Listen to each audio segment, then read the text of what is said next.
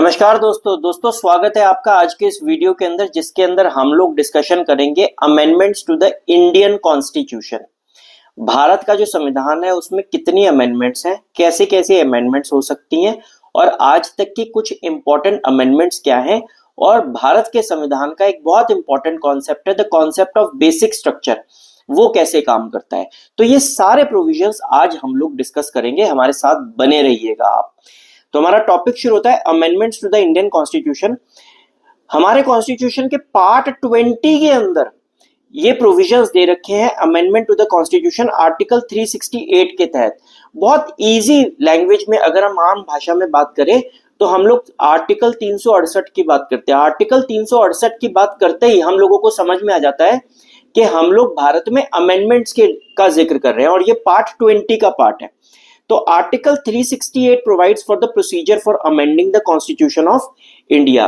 तो भारत का कॉन्स्टिट्यूशन हम लोगों ने फीचर्स में भी पढ़ा था कि it's neither rigid nor flexible. ऐसा भी नहीं है कि हमारे कॉन्स्टिट्यूशन को बदलना बहुत मुश्किल है और ऐसा भी नहीं है कि बहुत आसान है। अलग अलग प्रोविजंस अलग अलग तरीके से अमेंड किए जा सकते हैं। कुछ प्रोविजंस को अमेंड करना बहुत ही ज्यादा मुश्किल है और कुछ प्रोविजंस को अमेंड करना बहुत ही ज्यादा आसान है। और कुछ प्रोविजंस ऐसे हैं जो अब हमारे देश की सुप्रीम कोर्ट ने कह दिया कि आप इनको अमेंड कर ही नहीं सकते, हाथ भी नहीं लगा सकते आप। ठीक है, तो ये सारे प्रोविजंस कौन कौन से हैं ये हम लोग देखेंगे। तो प्रोसीजर जो है अमेंडमेंट का वो क्या है, तीन तरह के अमेंडमेंट्स हो सकते हैं। पहला है पार्लियामेंट का सिंपल मेजॉरिटी, यानी लोकसभा और राज्यसभा के अंदर जितने भी लोग बैठे हुए हैं उन सबका 50% अगर बिल जाता है तो भी कॉन्स्टिट्यूशन अमेंड हो जाएगा। ये प्रोसीजर इतना सिंपल है कि आर्टिकल 368 का पार्ट ही नहीं है। यानी कॉन्स्टिट्यूशन के कुछ ऐसे प्रोविजंस भी हैं जिसके ऊपर आर्टिकल 368 लगाने की जरूरत भी नहीं है, वो केवल और केवल लोकसभा और राज्यसभा की सिंपल मेजॉरिटी से भी अप्रूव या अमेंड हो सकते हैं। तो requires only the simple majority of both houses of parliament used for amendments that do not fall under article 368, जैसे formation of new states, changes in the second schedule, जैसे salaries वगैरह के अंदर चेंजेस अगर आपने करने हैं या नए स्टेट्स की बाउंड्री डिसाइड करनी है, तो ये सब जो है सिंपल मेजॉरिटी से हो सकता है। दूसरा आता है bye special majority of parliament, जिसके अंदर हमारे पार्लियामेंट की लोकसभा और राज्यसभा की जो टोटल मेंबरशिप है उसकी मेजॉरिटी होनी चाहिए और 2/3 मेंबर से ज्यादा जो है प्रेजेंट एंड वोटिंग की भी होना चाहिए। फॉर एग्जाम्पल से समझते हैं, अगर हमारे लोकसभा में 543 सीट्स हैं तो इसका मतलब 272 तो सीधा सीधा होनी चाहिए, यानी कि मेजॉरिटी ऑफ टोटल मेंबरशिप हो गया। और मान लीजिए किसी पर्टिकुलर डे में 450 एमपीज बैठे हुए हैं तो उनका 2/3 यानी कि 300 लोग वो होने चाहिए। तो 300 और 272 में से ज्यादा बड़ा नंबर कौन सा है, 300। तो इसका मतलब उस प्रोविजन के अमेंडमेंट के लिए आपको 300 वोटिंग चाहिए। अगर मान लीजिए उस दिन उस पर्टिकुलर डे पे 540 लोग बैठे हुए हैं तो आपको 540 के हिसाब से 360 वोट चाहिए, तब जाकर आप उस प्रोविजन को अमेंड कर सकते हैं, जिसको बोलते हैं स्पेशल मेजॉरिटी। टोटल मेंबरशिप का मेजॉरिटी और 2/3 of present and voting whichever is higher, that is known as special majority. तो कुछ प्रोविजंस जो है वो आर्टिकल 368 के तहत स्पेशल मेजॉरिटी से भी अमेंड किए जा सकते हैं। और कुछ प्रोविजंस ऐसे हैं जो फेडरल स्ट्रक्चर यानी स्टेट और सेंटर के रिलेशंस को इंपैक्ट करते हैं, तो बाय उनका जो अमेंडमेंट है वो कैसे होगा, by special majority of the parliament and ratification by states. यानी कि स्पेशल मेजॉरिटी पार्लियामेंट की चाहिए, उसके साथ साथ भारत में 28 स्टेट्स हैं तो कम से कम 15 स्टेट्स यानी 50% से ज्यादा स्टेट्स जो हैं उनका अप्रूवल आना चाहिए। उनके अप्रूवल के बाद ही आप उन प्रोविजंस को चेंज कर सकते हो। ठीक है, use for the amendment that affect federal structure requires ratification by at least half of the state legislatures, जैसे distribution of legislative powers, election of the president, supreme court की जुरिस्डिक्शन, ये सब चीजें। जैसे भारत में जीएसटी आया था जो फेडरल टैक्सेस को इम्पैक्ट कर रहा था, तो इसीलिए जीएसटी का इम्प्लीमेंटेशन तभी संभव हो पाया जब भारत की 50% से ज्यादा स्टेट्स ने उसके लिए हामी भर दी, तो तब जाकर जीएसटी जो है वो इंप्लीमेंट हुआ था। तो इस तरीके से हम कह सकते हैं कि भारत में कॉन्स्टिट्यूशन को अमेंड करने के 3 तरीके हैं।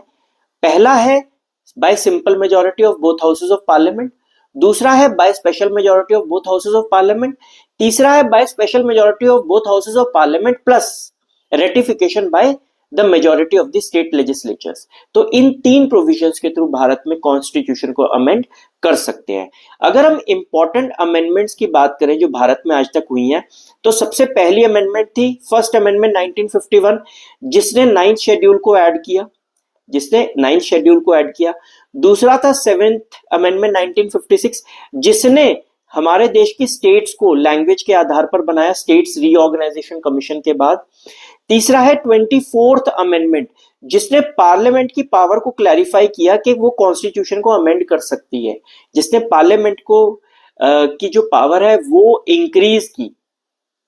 चौथा है 25th अमेंडमेंट, जिसने प्रॉपर्टी राइट्स को रिस्ट्रिक्ट किया। जो पहले फंडामेंटल राइट था हमारा प्रॉपर्टी राइट, फिर बाद में वो एक लीगल राइट, एक कॉन्स्टिट्यूशनल राइट बन गया था 300A के तहत। वो चीज हमारे 25th अमेंडमेंट में हुई थी। 42nd अमेंडमेंट 1976 को तो हम मिनी कॉन्स्टिट्यूशन कहते हैं, क्योंकि बहुत सारे प्रोविजंस जो है वो इसके अंदर चेंज किए गए थे। सबसे बड़ी चीज तो इसमें फंडामेंटल ड्यूटीज को ऐड किया गया था, और कुछ वर्ड्स प्रीएम्बल में ऐड किए गए थे, जैसे सोशलिस्ट, सेकुलर, इंटीग्रिटी, ये वर्ड्स जो है प्रीएम्बल में ऐड किए गए थे।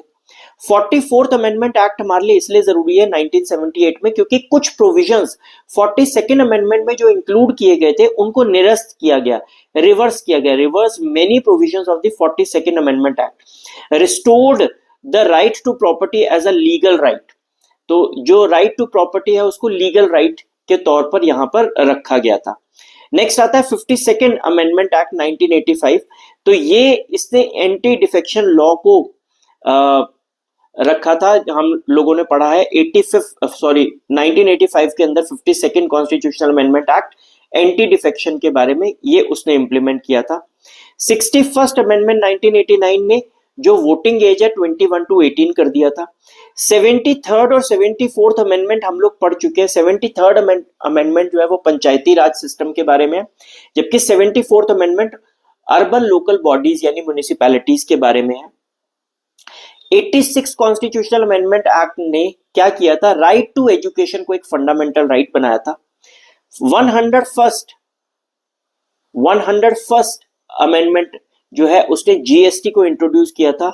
103rd अमेंडमेंट 2019 के अंदर उसने इकोनॉमिकली वीकर सेक्शंस के लिए 10% रिजर्वेशन का प्रोविजन बनाया था। और 104th अमेंडमेंट एक्ट जो है उसने रिजर्वेशन फॉर SC ST को 2030 के लिए एक्सटेंड किया था। तो ये हमारे देश के बहुत सारे प्रोविजंस थे, अमेंडमेंट्स थे जो सब्सिक्वेंटली इंट्रोड्यूस किए गए थे।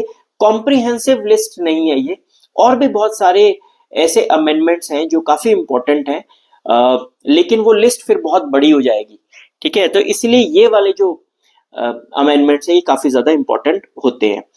तो नेक्स्ट आता है हमारे पास एक कॉन्सेप्ट, एक बहुत important concept, the concept of basic structure. ये बेसिक स्ट्रक्चर का कॉन्सेप्ट क्या है? पार्लियामेंट हमारे देश की कॉन्स्टिट्यूशन को बदल सकती है? इसका जवाब है हाँ। क्या पूरा बदल देगी? जवाब तो है हाँ। लेकिन क्या ये होना चाहिए? इसका जवाब है ना।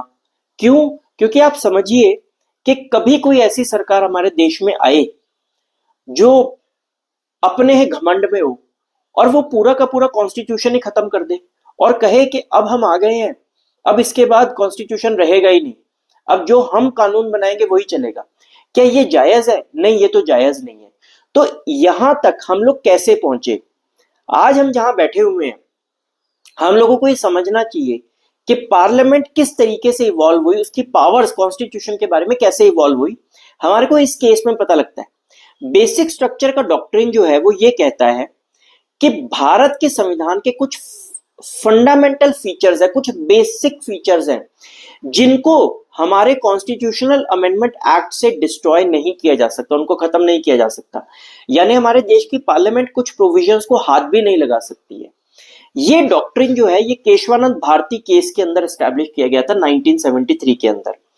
हुआ क्या था, इवोल्यूशन कैसे हुआ था? सबसे पहले 1951 के अंदर शंकरी प्रसाद केस आया, जिसमें सुप्रीम कोर्ट ने कहा कि पार्लियामेंट की पावर है कि वो फंडामेंटल राइट को चेंजेस कर सकती है, फंडामेंटल राइट्स में चेंजेस लेकर आ सकती है, ये पार्लियामेंट की पावर है।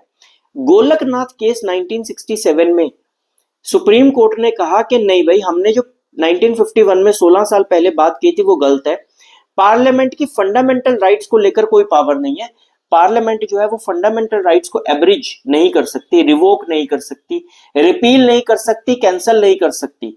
फंडामेंटल राइट्स जो है वो एज इट इज रहेंगे और पार्लियामेंट उसको हाथ भी नहीं लगा सकती है।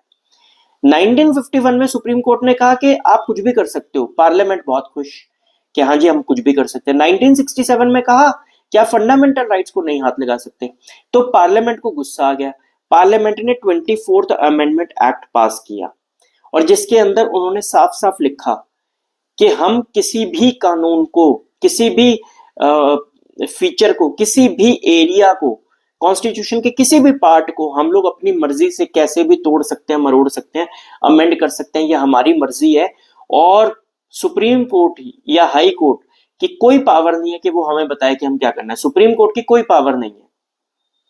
तो मामला जो है वो काफी ज्यादा बिगड़ गया। सुप्रीम कोर्ट यानी जुडिशरी और पार्लियामेंट एक दूसरे के आमने सामने आ गए। पूरा देश टकटकी लगाकर देख रहा है कि क्या होगा, कौन ताकतवर अपने आप को साबित कर पाएगा। तो ऐसे में आता है 1973 का केशवानंद भारती केस, जहां पर इसी मैटर के ऊपर दोबारा से डिस्कशन हुआ और सुप्रीम कोर्ट ने फिर से एक बात कही कि सुप्रीम कोर्ट ने कहा कि पार्लियामेंट किसी भी पार्ट के कॉन्स्टिट्यूशन को चेंज कर सकती है लेकिन बेसिक स्ट्रक्चर को हाथ नहीं लगा सकती। क्या कहा सुप्रीम कोर्ट ने? बेसिक स्ट्रक्चर को हाथ नहीं लगाना, बाकी किसी भी प्रोविजन को चेंज कर दो। ऐसे में पार्लियामेंट का पूछना था, पार्लियामेंट ने पूछा कि जी बेसिक स्ट्रक्चर क्या है बताओ जरा। तो सुप्रीम कोर्ट का कहना था अभी नहीं बताएंगे, समय समय पर बताते रहेंगे, जब भी मौका लगेगा, जब भी कोई केस आएगा हमारे सामने हम बता देंगे कि बेसिक स्ट्रक्चर क्या है। तो पावर हम लोगों ने तुम्हारी जो है वो लिमिट कर दी है। तो उसके बाद से बहुत सारे केसेस आए सुप्रीम कोर्ट के सामने और सुप्रीम कोर्ट ने अलग अलग केसेस के अंदर अब तक बहुत सारे प्रोविजंस को बेसिक स्ट्रक्चर की कैटेगरी में डाल दिया है, जैसे supremacy to the constitution, sovereignty, unity, integrity of the country, democratic and republican character, federalism, secular character, separation of powers, judicial review, free and fair elections, rule of law, fundamental rights, directive principles, parliamentary system of governance या independence of judiciary, ये सारे provisions जो हैं समय समय पर supreme court ने इनको बेसिक स्ट्रक्चर के अंदर इंक्लूड किया और सरकार को कहा कि भाई इसको आप हाथ नहीं लगा सकते हो। तो ये बेसिक स्ट्रक्चर का पार्ट बनाए गए। तो हम लोग क्या कंक्लूड कर सकते हैं? हम लोग ये कह सकते हैं कि अमेंडमेंट प्रोसेस जो है वो इंश्योर करता है कि हमारा जो कॉन्स्टिट्यूशन है वो डायनेमिक होना चाहिए और सोशल और पॉलिटिकल नीड्स जो है उनको मेंटेन करने में सक्षम होना चाहिए। असली कॉन्स्टिट्यूशन वो है जो सब जमाने के साथ चल सके। तो हम लोगों को इस बात का गर्व है कि हमारा जो कॉन्स्टिट्यूशन है वो इस तरीके से डिजाइंड है कि आने वाले समय की जरूरतों को पूरा करते हुए उसे अमेंड किया जा भी सकता है और जिन प्रोविजंस को बचाकर रखने की जरूरत है उन प्रोविजंस को बचाया भी जा सकता है और टायरानिकल गवर्नमेंट्स, दादागिरी वाली सरकारों से हमारे कॉन्स्टिट्यूशन को बचाया भी जा सकता है और अच्छी सरकारों को ये पावर भी दी जा सकती है कि वो हमारे कॉन्स्टिट्यूशन को देश के हित के अंदर यूज कर सके। तो ये था हमारा topic amendments to the constitution के बारे में। अगर आपका कोई सवाल हो, इसके बारे में कोई डिस्कशन हो, तो आप जरूर हमें कमेंट बॉक्स में लिख कर बताइएगा। अगले वीडियो में हम नए टॉपिक के साथ फिर से आपसे मुलाकात करेंगे। तब तक के लिए जय हिंद।